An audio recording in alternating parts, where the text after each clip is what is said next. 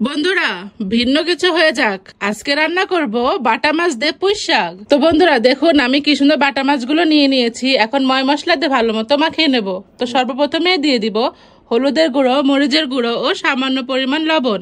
এখন একটা একটা করে সুন্দর মতো মাখিয়ে নেব। বন্ধুরা ভালো মতো মাখাতে হবে কিন্তু, আর ময় মশলা যেন মাছের ভিতরে যায়, না হলে কিন্তু মজাও লাগবে না আর খেতেও ভালো লাগবে না। তো এভাবে একটা একটা করে মাছগুলো আমি মাখিয়ে নেব। তো বন্ধুরা দেখুন কি সুন্দর মাছগুলো ভিতরে মাখিয়ে নিয়েছি। এবার ভাজার পালা। দিয়ে দিলাম গরম কড়াইয়ের মধ্যে সামান্য পরিমাণ তেল। তেলটা গরম হওয়ার পরে এক এক করে পুরোটা মাছ দিয়ে দিচ্ছি। বন্ধুরা দেখুন কি সুন্দর লাগছে তাই না? টকবগে গরম তেলের মধ্যে মাছগুলো ভাজছি, দারুণ লাগছে কিন্তু। বন্ধুরা দেখুন মশলার জন্য তেলের কালারটাও চেঞ্জ হয়ে যাচ্ছে। যত মচমচা করে মাছ ভাজবেন ততই কিন্তু মজা। আর আপনারা কি জানেন মাছের মধ্যে কিন্তু ডিম আছে। আপনারা ডিমওয়ালা মাছও খেতে পারেন, আবার এমনি মাছও খেতে পারেন। তো বন্ধুরা দেখুন কি সুন্দর করে মচমচা করে ভেজে নিয়েছি। এবার আমি একটা একটা করে বাটির মধ্যে তুলে নেব। দেখুন বন্ধুরা কি সুন্দর করে ভেজে নিয়েছি। তো মাছগুলো তোলা শেষ। এবার যে মাছটা আমি ভেজেছিলাম সেই তেলের মধ্যে দিয়ে দেবো পেঁয়াজ কুচি। বাদামি কালার করে ভেজে নিচ্ছি। আপনারাও সেভাবেই রান্নাটা করে নেবেন। দেখুন পেঁয়াজটা ভাজা হয়ে গেছে প্রায়। এবার এর মধ্যে অ্যাড করছি সামান্য পরিমাণ পানি। এবার হালকা কষিয়ে নিচ্ছি পেঁয়াজগুলো।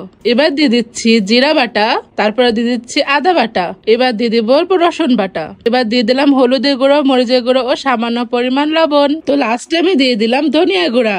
এবার ভালো মতো মশলাটা কষিয়ে নেব। বন্ধুরা ভালো মতো কষাবেন যাতে ঘ্রাণটা সুন্দর বের হয়। বন্ধুরা দেখুন কি সুন্দর কষিয়ে নিয়েছি। এবার কেটে রাখা পুঁই শাকগুলো দিয়ে ভালো মতো নেড়াচাড়া করে নেব। বন্ধুরা একদম কচি পুঁই শাকের ডাঁটা কিন্তু আমাদের বাগানে নিজ হাতে পুঁই শাকটা লাগিয়েছিলাম। একদম কচি পুঁই শাক। দেখুন বন্ধুরা কি সুন্দর গলে যাচ্ছে। হালকা নাড়াচাড়া করার পরে দিয়ে দিলাম পানি। এবার 5 মিনিট অপেক্ষা করব। বন্ধুরা দেখুন কি সুন্দর গলে গেছে। এই পুঁই শাকের তরকারিটা খেতে কিন্তু খুবই দারুণ। দেখুন বন্ধুরা ভালো মতো কষানোর পরে পরিমাণ মতো পানি দিয়ে দেবো। আবারও ভালো মতো কষিয়ে নিচ্ছি, কারণ তরকারি যত কষাবেন ততই মজা। বন্ধুরা দেখুন তরকারিতে বলক উঠে গেছে। এবার আমি দিয়ে দিব যে মাছটা ভেজে রেখেছিলাম সেই মাছগুলো। এক এক করে মাছ দিয়ে ঝোলের মধ্যে মিক্স করে দিচ্ছি।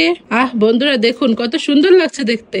আর যদি আমার কাছে ধনেপাতা থাকতো উপর দিয়ে ছড়িয়ে দিতাম তাহলে ঘ্রাণও দারুণ হতো আর খেতে তো অসাধারণ। কারণ এখনো তো ধনেপাতার সিজন আসে নাই। যারা যারা ধনেপাতা খান অবশ্যই কমেন্ট করবেন। আপনার কমেন্টের রিপ্লাই দেবো আমি। তো বন্ধুরা আপনাদের সাথে কথা বলতে বলতে দেখুন তরকারিটা হয়ে গেছে। কি সুন্দর লাগছে তাই না? দেখুন বন্ধুরা দারুণ লাগছে কিন্তু।